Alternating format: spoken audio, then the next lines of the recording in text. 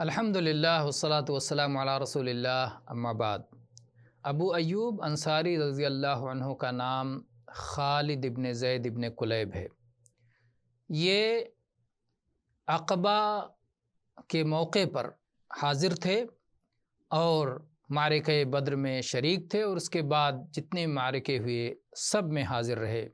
اللہ کے نبی صلی اللہ علیہ وسلم جب مدینہ طیبہ تشریف لائے تو انہی کے گھر مہمان بنے، اور جب تک مسجد نبوی اور اس کے بغل میں اللہ کے نبی صلی اللہ علیہ وسلم کی بیویوں کے مکانات تعمیر نہیں ہو گئے، تب تک اللہ کے نبی صلی اللہ علیہ وسلم ابو ایوب انصاری رضی اللہ عنہ کے مہمان رہے۔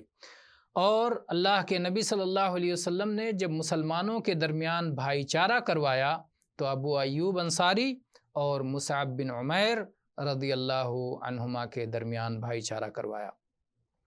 سارے فتوحات میں یہ حاضر رہا کرتے تھے، ہمیشہ غزوات میں شریک ہوتے تھے۔